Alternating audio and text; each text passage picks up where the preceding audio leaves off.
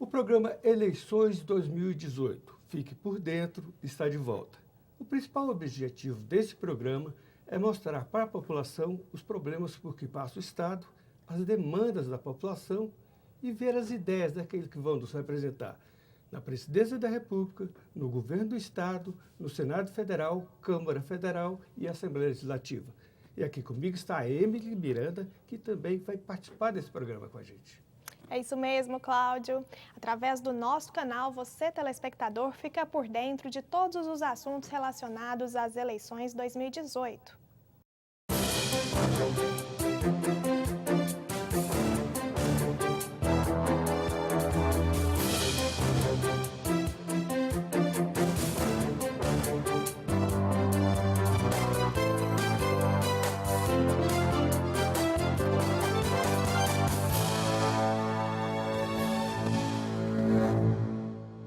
Hoje quem vai estar conosco é o Alexandre Azevedo. Ele é assessor jurídico do Tribunal Regional Eleitoral e também especialista em legislação eleitoral.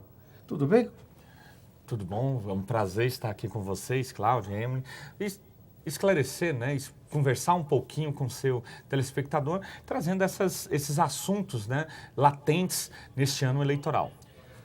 Professor, nós temos aqui algumas dúvidas quando se fala em eleição, principalmente esse ano em que nós tivemos mudança na legislação. E o nosso repórter Marcelo foi para as ruas ver o que a população tem dificuldade, que ela quer saber no dia da votação e mesmo antes disso. Vamos conferir. As eleições se aproximam e muitas pessoas ainda têm dúvidas sobre a legislação eleitoral. Então, para esclarecer essas questões, diretamente do nosso estúdio, o Alexandre Azevedo, que é analista do TRE, está lá para esclarecer tudo isso. Então, qual que é a sua dúvida? Minha dúvida é qual seriam as datas definitivas das eleições, primeiro e segundo turno. Professor, as eleições vão acontecer este ano, no dia 7 de outubro. Todos os anos é assim mesmo ou vai haver mudança sempre nessa data? Não, as eleições, Cláudio, elas sempre acontecem no primeiro domingo do mês de outubro. Não é? E, havendo segundo turno, é feito no último domingo de outubro. Então, apenas, né, isso aí, por isso às vezes muda o dia do mês, né, mas é sempre no primeiro domingo. E no último domingo, nesse caso, dia 7 de outubro e dia 28 de outubro, não é esse caso de segundo turno? Exatamente, 7 e 28 de outubro, nesse ano. Alexandre, nós temos outras perguntas de telespectadores para você. Vamos acompanhar. A minha dúvida é para quando iniciam a campanha eleitoral, para que a gente tenha conhecimento de quais os candidatos, a proposta de cada um e as datas do primeiro e segundo turno. Sandra, muito obrigado pela pergunta, né? O período eleitoral, ele começa um ano antes das eleições, né? Que é a data final para fazer a alteração na legislação eleitoral. Depois nós temos o período médio da campanha, do período eleitoral, que é o alistamento eleitoral e também a filiação partidária, 6 meses antes das eleições. E a gente tem um chamado período crítico, o período eleitoral crítico, que é ali quando começa a campanha eleitoral propriamente dita, que é a partir do mês de agosto, né, dia 15 de agosto, que começa toda a campanha eleitoral. E antes disso, 20 dias antes disso, nós temos as convenções partidárias para a escolha, né, dos candidatos. Professor, nesse ano, quais serão os cargos que nós teremos em disputa em 2018? O professor Venâncio Lopes pergunta para o senhor. Roda aí. A respeito dessa próxima eleição, eu queria saber o que vai estar sendo, vai estar em pauta aí, é o governador, presidente, senado, tudo isso vai estar nessa próxima eleição? É isso? Bom, professor Venâncio também, muito obrigado pela pergunta. Os candidatos que nós vamos, aliás, os cargos, né, que nós vamos escolher este ano, os representantes, são, primeiro, né, governador de estado, o presidente da República, deputados federais, deputados estaduais e dois senadores da República. Este ano, a renovação do Senado é de 2/3, né? Então, por isso, nós eleitores, quando formos votar para o Senado, votaremos em um senador, logo em seguida no segundo senador. Pela ordem, fica mais fácil, deputado federal, depois deputado estadual, depois senador, depois governador, desculpe, depois senador e depois presidente da República. Nós temos mais dúvidas de telespectadores em relação aos candidatos, quando realmente vão ser divulgados os candidatos. Vamos acompanhar. Quando eu vou ficar sabendo, né, dos candidatos que eu vou votar, né?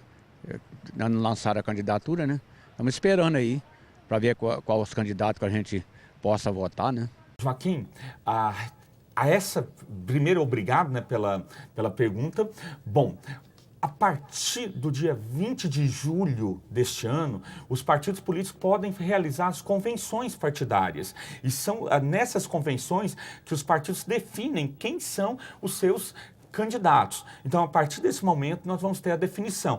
Depois, os partidos têm até o dia 15 de agosto para registrar seus candidatos. Então, aí, nesse momento, a Justiça Eleitoral vai divulgar a relação dos candidatos. Porém, até o dia 20, até 20 dias antes das eleições, os partidos podem fazer alguma troca, alguma substituição de seus candidatos, tá? Então, seguramente, saber quem são realmente os candidatos, até 20 dias antes das eleições, nós vamos saber aqueles que realmente são, porque aí não mais haverá possibilidade de trocas, não é, nos candidatos. Professor, nas propagandas eleitorais não poderão ser feitos efeitos especiais, não pode ter montagem, trucagem, computação gráfica e desenhos animados, muito menos show. Ou seja, nós estamos voltando à época da Lei Falcão? Ainda não, né? Ainda não estamos voltando para a época da Lei Falcão. Para o telespectador entender bem, a Lei Falcão, né, foi estabelecida pela ditadura militar quando a oposição aos militares estava bem forte. Os candidatos de oposição tinham chances reais de ganhar, só que tinha propaganda eleitoral pela frente. O que o governo, o regime militar fez? Olha, na propaganda eleitoral só pode aparecer a foto do candidato e acompanhada ali do seu currículo, ou alguém lendo o currículo desse candidato, né? É evidente, o que nós tínhamos na oposição? Era cidadão que era trabalhador, era sindicalista, e do governo, altos comandos, né, dentro do governo. Então é evidente que a hora que colocava apenas o currículo, aquele candidato do governo ele tinha a possibilidade de ganhar mais. Agora, nós não estamos nesse nível. Ele pode aparecer, falar o seu voto, fazer uma campanha mais aberta ali no rádio. O que não pode é o que a gente tinha antigamente. Nós temos, eu cito sempre um exemplo do saudoso prefeito de Goiânia, Paulo Garcia, né, que na propaganda eleitoral dele tinha ali o programa dele, né, e aí tinha os apresentadores e era quase 10 minutos de propaganda e ele aparecia em menos de 1 minuto. Ele, Paulo Garcia, para apresentar. Hoje, o que a lei coloca, Emily? Que esse candidato ele tem que se apresentar mais, né? Tem que ser mais ele do que efeitos, do que o visual, né? Não pode, por exemplo, fazer aquelas filmagens externas sem a presença dele. Ele pode fazer imagem externa, só que ele tem que estar presente. Não pode ser alguém falando por ele, tem que ser o próprio candidato. Nós vamos ter, né, Cláudio, críticas a esse modelo e também temos, né, alguns elogios. Eu pessoalmente penso que talvez um meio termo ali seria mais adequado. Só que nós vamos ter 10 minutos de propaganda. Mas hoje, se nós analisarmos essa postura do candidato falando, não fica enfadonho. O eleitor já não gosta do período eleitoral, não gosta de propaganda do horário rádio, eleitoral, da televisão. né? Você acha que não vai ficar mais enfadonho ainda? Aí entra a equipe de marketing, né? A equipe de marketing dele tem que trabalhar para fazer com que o programa seja o mais atrativo possível. Aí nós temos candidatos, né, que são comunicadores, que sabem falar, têm uma boa oratória, e temos alguns candidatos que são sofríveis. E aí o marketing, nesses candidatos sofríveis, fazia o quê? Esconder ele. Né? Às vezes tinha um programa de 5 minutos, escondia ele ali, colocava apenas a imagem dele e outro falando. E a legislação agora quer que ele fale. Como é que fica o horário eleitoral? O horário eleitoral, neste ano, ele está bastante diminuto, né? Serão 10 minutos, blocos, né, de 10 minutos, um bloco no rádio de manhã e ao meio-dia, na TV, ao meio-dia não, finalzinho ali da manhã, na TV logo no início da tarde e à noite também. Blocos de 10 minutos serão divididos entre todos os candidatos. Tem um tempo de TV um pouco maior. Porém, para a presidência da República, hoje, Cláudio, quantos pré-candidatos nós temos? Em torno de 15? 17. 17. Acertou, né? Falou até. Temos 17 pré-candidatos, pessoas que falam que vão se candidatar. Se vão candidatar, aquela pergunta do nosso telespectador. Lá em julho que nós vamos saber. Vamos Se descobrir realmente isso vai aí, ser candidato ou se realmente não, vão né? ser. Mas com 17... vai ter candidato ali que vai ter 30 Meu nome é 15 Enéas. segundos, vai voltar no saudoso, meu nome é Enéas, né? Que é o horário que vai permitir para ele, é só isso, né? Falar, o meu nome é Enéas, número tal, e passa reto. Então, vai ser outro desafio do marketing. E aí nós voltamos para as ferramentas digitais, né? As redes sociais, né? O WhatsApp vai fazer toda a diferença, talvez. Uma coisa muito utilizada pelos candidatos é o jingle de campanha. Como é que vai ser essa situação do jingle? Os carros podem percorrer as ruas, tocando esse jingle, essa coisa toda, ou tem limitação? Tem limitação. E é uma limitação, assim, que a gente acha bom, né? Tem aqueles que acham bom, o candidato talvez não ache bom, e principalmente os donos, né, de carro de som. Não pode ter carro de som mais. Tá certo? O carro de som está proibido nessas eleições, salvo, né, nas carreatas, no comício, né? Então, aquela situação que tinha, né, de carro de som ficar rodando a cidade inteira, os bairros inteiros. Às vezes a gente estava 8 horas da manhã na igreja, 9 horas da manhã na igreja, no domingo, e tá ali o carro de som. Às vezes estava Não em casa pode mais. querendo descansar, né? E o barulho estava ali constante, né? Isso, hoje, essa situação do carro de som já está proibida. Nem mesmo não- para convidar as pessoas para eventos do candidato? Então, para fazer isso aí, ele tem que estar dentro de uma carreata ou uma passeata. Né? Ele faz uma carreata, uma passeata ali, anunciando e convidando para aquele evento. Né? A legislação, hoje, ela veda carro de som que esteja fazendo a propaganda sozinho. E sobre as propagandas nos carros particulares, o eleitor ou o cabo eleitoral, ele vai poder envelopar o seu veículo e ganhar alguma coisa com isso? Bom, vamos lá. Primeiro, ele ganhar alguma coisa, alguém está pagando. Se alguém paga, é o conceito de outdoor, que a propaganda eleitoral paga. Você aluga um espaço. Isso é vedado pela legislação eleitoral. Então, e é algo que nós sabemos, né? Às vezes abastece ali, abastece alguma coisa e coloca o adesivo. Isso é vedado, eleitor. Isso aí que você está praticando é uma espécie de corrupção. Você que declara ser contra a corrupção e faz isso, eu te falo que você está sendo corrupto, né, nesse momento. Agora, o adesivo pode ser colocado? Pode. O que não pode é o envelopamento. O que é o envelopamento? É colocar em toda a extensão do veículo. Isso já é vedado já há muito tempo. O que se pode colocar é adesivos medindo 40 centímetros por 50 centímetros e aquela chamada testeira, né, na frente ali, ou quebra-sol. Então, aquela situação ali é permitida. Um outro instrumento utilizado pelo marketing é a questão do chamado teaser, ou seja, aquela propaganda que ela não é direta, mas induz o eleitor, as pessoas, a quem seria o candidato, o que ele está se propondo. Isso também será proibido nos outdoor. Outdoor não pode de jeito nenhum, né? O que ele pode fazer isso é utilizar para migrar para as redes sociais. O Facebook, que hoje virou o grande outdoor, né? Por assim dizer. Então, ali ele pode fazer a publicidade nos grupos de WhatsApp, né? E sem qualquer vedação. Sobre os horários de comício, como é que ficou definido? Então, os comícios, eu costumo brincar que o comício hoje, ele é quase que uma espécie em extinção, né? Porque o comício, ele não pode ter mais, desde 2006, a participação de artistas. Chamado showmício. O showmício, né? Um artista que ia para, né, alegrar, animar o comício. É apenas o candidato e o público, ou o candidato e a equipe dele para falar com o público. Isso aí é praticamente impossível você levar uma grande massa para ouvir. É só se você tiver um apoio muito grande ali na cidade, né, as lideranças políticas, para levar esse público mesmo. Ou então, o que os candidatos fazem, os partidos, né, Cláudio? Sempre arrumando estratégias, né, colocam artistas para se candidatar. Tá. Né? Coloca artista, o artista vai, atrai o público e aí ele pode falar. E aí pode ser realizado até meia-noite. Aí o que eu duvido ter alguém até meia-noite, né, ouvir esse candidato. Antigamente era possível, né? Ia muito, porque cantava, aí no meio da música ia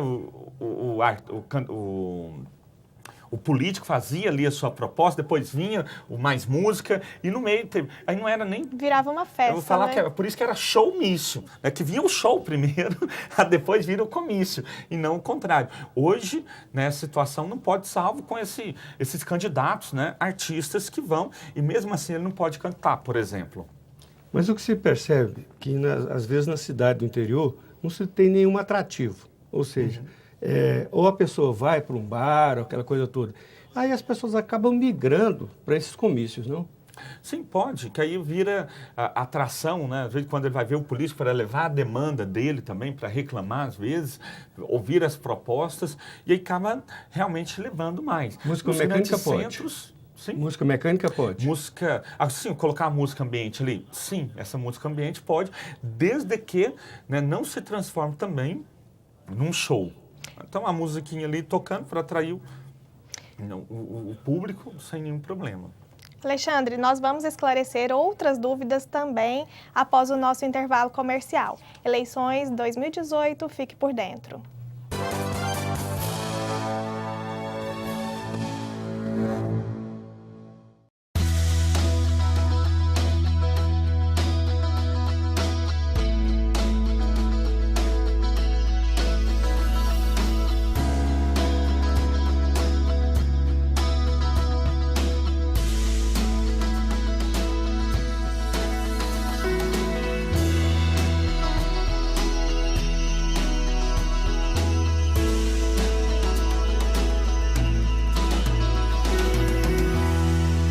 TV Assembleia. Informação com credibilidade.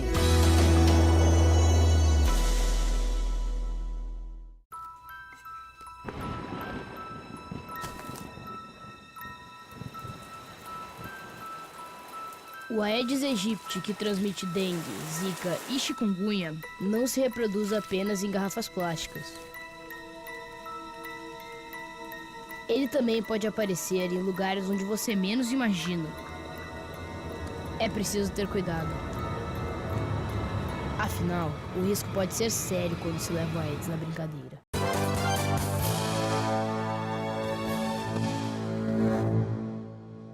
O programa Eleições 2018 está de volta. Nós estamos aqui hoje com o Alexandre Azevedo, ele que é analista jurídico do TRE. E nós estamos esclarecendo algumas dúvidas sobre o assunto principal, né? As eleições 2018. Alexandre, por quais motivos os candidatos podem ser multados? A legislação eleitoral, Emily, ela estabelece vários ilícitos eleitorais, várias situações que o candidato não pode cometer. E aí, para a punição, no caso, nós temos desde as multas eleitorais até a cassação do diploma, ou do registro de candidatura e a inelegibilidade, que é a pena mais severa que eu acho, que a inelegibilidade é para um período, a partir das eleições até 8 anos depois, quase 2 mandatos, né, que ele ficará afastado, né, das urnas. E aí nós podemos ter desde a propaganda eleitoral extemporânea, a propaganda de boca de urna, a divulgação de pesquisas eleitorais sem preenchimento de alguns requisitos eleitorais, uso da máquina administrativa, a compra de voto, que também pode ser punida com multa, e a cassação do registro, diploma e também inelegibilidade. O Jair Rodrigues tem uma pergunta para o senhor, vamos acompanhar. A minha dúvida é saber se o Lula pode ser candidato. Bom, Jair Rodrigues, obrigado pela sua pergunta. Pergunta é, né, o Lula pode ser candidato? Essa pergunta aí tem rodado, né, muito, e tem causado certas preocupações. Olha, Hoje, como ele foi condenado e essa condenação foi mantida em segunda instância, ele está inelegível. Isto é, ele não pode ser candidato. O partido dele, o PT, tem afirmado que uma eleição sem ele é golpe. Primeiro, eu não acho que seja, porque é uma legislação que foi feita, inclusive com o apoio do PT, social inteira, a sociedade civil organizada patrocinou essa lei, foi aprovada pelo Congresso Nacional com um apoio muito forte do próprio Lula, que sancionou essa lei integralmente, né? Então, eu não acredito que seja golpe, tá ok? Mas se ele se candidatar, o PT dizendo, né, que vai lançá-lo como candidato, se ele se candidatar, cabe à Justiça Eleitoral examinar se ele preenche ou não os requisitos. Como ele é inelegível, o TSE vai indeferir, ele poderá recorrer, e se ele recorre, ele mantém a candidatura sub júdice, tá? E ele recorre para o próprio TSE no primeiro momento e depois para o Supremo Tribunal Federal. A partir de então, ele vai ter duas possibilidades, né? Troca o candidato dele, né, por alguma outra pessoa, né, algum outro nome, e aí esse candidato substituto, então, permanece na campanha, ou então ele peita, né, e vai até o fim. Chegou no dia da eleição, se ele substituir o candidato, está tranquilo, não tem problema nenhum. O problema acontece se ele mantém a candidatura dele e chegando no dia da eleição. Chegou no dia da eleição, se ele fica, vamos imaginar, em terceiro colocado, resolve a situação. Resolvida estará a situação. Se ele fica em primeiro ou em segundo colocado e vai para um segundo turno, aí começa a encrenca. Aí começa, de fato, né, nós temos a encrenca e aí o TSE vai ter que, né, se posicionar com relação a isso. Porque como ele terá os votos e os votos serão nulos, e vamos imaginar que ele ganhe a eleição, que é o pior, chega em primeiro colocado na eleição e ganhe, vai anular os votos dele e anula-se, então, a eleição, que ele ficou em primeiro colocado. Se ele fica em segundo, no segundo turno, não tem problema. Aquele que ganhou em primeiro turno, né, comemora, vai estar eleito. O grande problema é se o Lula, indo para o segundo turno, ganha, né, o segundo turno, e aí está inelegível, e aí nós teremos, então, né, a realização de uma nova eleição. E aí o Lula, de novo, não poderá se candidatar. Professor, aí eu acho que vem a confusão, acho que a própria legislação ela causa essa confusão. Porque quem pode dizer se o Lula será ou não candidato é o TSE. Até o momento quem disse foi o Supremo, que ele é condenado em segunda instância e tal. Mas o TSE não se manifestou. Não seria o caso dele se manifestar, ele precisa ser acionado para poder agir. Na verdade, o TSE já se posicionou em outros casos, em outras situações, sempre, né, sempre acionado, sendo provocado, no jargão que nós costumamos utilizar, né? Então, o que acontece? O TSE, no caso específico do Lula, só pode se posicionar depois que o Lula for registrado. Candidato. Enquanto ele não for registrado como candidato, não tem como a Justiça Eleitoral se posicionar. E o posicionamento que a Justiça Eleitoral vai ter será deferindo ou indeferindo o registro de candidatura dele. Hoje, com a legislação que nós temos, seguramente o Lula terá o registro indeferido por unanimidade. Todos os 7 ministros do TSE irão indeferir a candidatura dele. Por quê? Porque hoje ele é ficha suja. Sobre esse assunto da ficha suja, nós temos perguntas de outros telespectadores. Vamos acompanhar. Minha dúvida é se a lei da ficha suja vai ser consistente aí, se ela vai vingar, porque a gente tem essa dúvida ainda. Bom, Luiz César, Zildete, muito obrigado, né, a vocês pela pergunta, por estarem participando. É muito importante, né? E eu queria até parabenizar, abrir espaço para que o eleitor, né, possa participar. Bom, o candidato, a pessoa ficha suja, o que é a primeira ficha suja? É aquele que está inserido em algumas das situações previstas na Lei Complementar 135, a chamada, né, Lei da Ficha Limpa. Quem está nela, né, é chamado ficha suja. Aqueles que estão fora que são ficha limpa. Então, o que acontece? Esse candidato, né, condenado em segunda instância, ele é ficha suja, ele registrando a candidatura dele, a Justiça Eleitoral indefere e ele candidata-se sub júdice. E é bom o eleitor acompanhar, né, saber isso, e entrar no site da Justiça Eleitoral, verificar se o candidato dele está apto ou não, ou que se está concorrendo sub júdice. Geralmente a Justiça Eleitoral, quando está chegando mais perto, lança, né, aplicativo da candidatura, para o eleitor acompanhar como está a situação do candidato dele. Se o candidato estiver sub júdice, procure saber qual foi o motivo, né, se ele é ficha suja mesmo. Se for, por favor, não dê o voto, né, a esse eleitor, porque aí esse voto vai ser anulado. Professor, em tempos atuais, o desemprego é uma coisa que assusta. A economia está tentando se reabilitar e tudo. E um dos lugares onde mais se oferece trabalho nesse período são os cabos eleitorais. Como é que cada candidato vai poder ter quantos cabos eleitorais? Como é que isso será feito? Bom, os cabos eleitorais, eles são calculados, o Congresso Nacional faz coisas para não facilitar a nossa vida, né? Então, ele estabeleceu na lei das eleições uma série de cálculos para se chegar ao número de cabos eleitorais. E isso nós só vamos saber precisamente quando for fechado o cadastro eleitoral, que nós vamos verificar a quantidade de eleitores que existem em cada estado e a partir da definição do número de eleitores é que nós vamos poder calcular o número de cabos eleitorais. O que eu posso falar para você, Cláudio, seguramente, é que hoje tem limitação. Existe uma limitação muito grande disso e aí os candidatos, né, precisam estar atentos, né, nessa contratação e não entra nesse cálculo, né, fica fora, né, dessa limitação a militância do partido, aquela militância voluntária, né? O cidadão é filiado a um partido político e fala, olha, eu vou fazer campanha de graça. Então, nesse caso, ela acaba ficando fora, que é a chamada militância. Mas essa fiscalização terá que ser feita pelo TRE.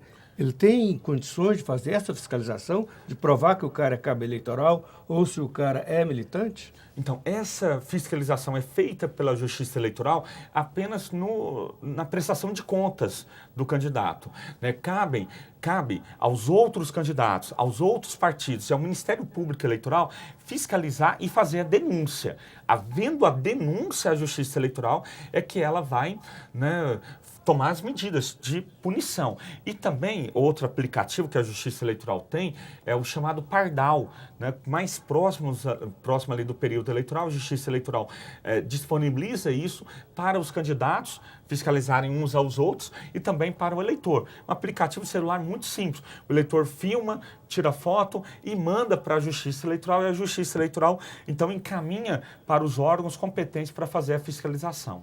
Alexandre, como que é feita a arrecadação prévia e também sobre o limite para as doações? Pessoas físicas também podem fazer doações para a campanha? Então, as doações prévias, chamada vaquinha eletrônica, né? O financiamento coletivo, que é o nome que a legislação estabelece, poderá iniciar já a partir do próximo dia 15 de maio.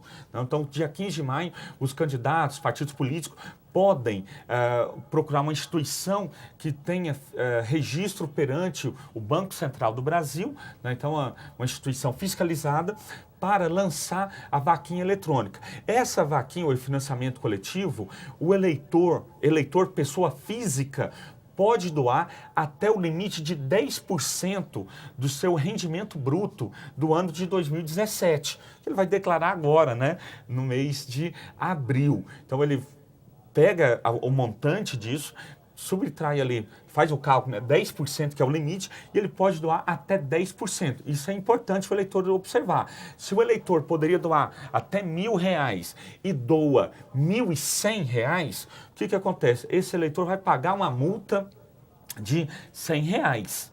Se o eleitor podia doar 1.000 e doou 2.000, vai pagar uma multa de R$1.000. Isso aí, né, é a multa que o eleitor vai pagar de 100% daquilo que exceder ao limite que ele poderia doar.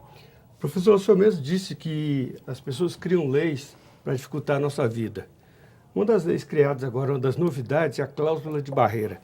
O eleitor não tem a mínima ideia. Ele vai lá na urna votar e não tem a mínima ideia o que é isso. O que seria isso? Pode explicar isso para o eleitor? É porque a cláusula de barreira em si, ela não se destina tanto ao eleitor. Ela é uma preocupação maior dos candidatos e dos partidos políticos. Que fundo partidário, né? Que envolve, né, situações do fundo partidário e também do fundo eleitoral mais na frente, né?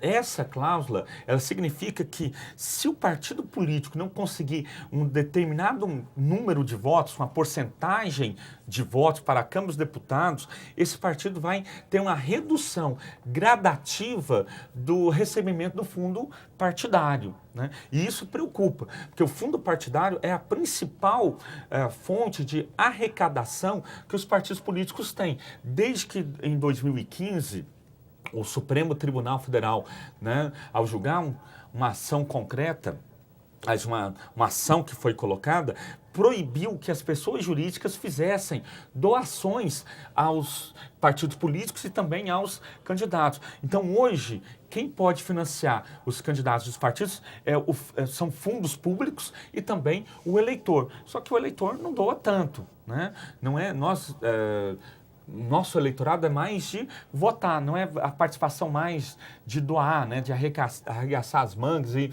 fazer campanha gratuitamente para o candidato de escolha, ou mesmo tirar dinheiro do seu bolso ali, né, e fazer essa doação. Isso não acontece tanto. Daí a cláusula de barreira, né, ser uma preocupação muito grande dos partidos políticos. Outra preocupação muito grande é que cada partido ele tem que ter um certo número de candidatas mulheres. O que se observa nas últimas eleições é que tinham candidatas só para preencher número, né? Não tinha nem mesmo o seu voto. O TRE, o TSE, a Justiça Eleitoral, vai estar atenta a isso? Está atenta a isso, né? Chamado de candidaturas laranja. E o que acontece? Tem, inclusive aqui de Goiânia, né, uma chapa inteira com 2 candidatos a vereador eleitos que foram cassados em primeira instância, tem um recurso já em sede do TRE por conta disso, que pode resultar na cassação da chapa. Aqui no estado de Goiás também, em 2014, teve uma chapa com 51 candidatos que foi cassada, deputados federais. 51 candidatos foram cassados porque não preencheram a cota feminina. Isso aí pode acontecer e dar trabalho. Então, lancem mulheres que possam candidatar. E o TSE e o STF tomaram uma decisão muito interessante alguns dias atrás, dizendo que o fundo eleitoral tem que ser utilizado no mínimo 30% para candidaturas femininas. Então, hoje não é só lançar mulheres, tem que também investir na candidatura feminina. Alexandre, muito obrigado por sua participação. Infelizmente, nosso tempo já se esgotou. Nós temos várias outras dúvidas dos nossos telespectadores. Nós vamos te chamar para voltar aqui no próximo mês para estar esclarecendo essas dúvidas. Emily, eu agradeço, fico lisonjeado com isso, né? Que é bom é sinal quando o tempo não é suficiente para falarmos. Resultado que o programa foi bom. Agradeço o convite, Cláudio, também o pessoal da TV Assembleia, que sempre nos recebe muito bem. Me coloca à disposição sempre que necessário. Estarei aqui com vocês. Essa, então, é a prática do programa Eleições 2018, Fique por Dentro, e nós pretendemos, sim, preparar você, ensinar você e, mais que isso, fazer com que você reflita quais serão os melhores candidatos. Vamos nessa, Emily? Vamos nessa. Eleições 2018, Fique por Dentro.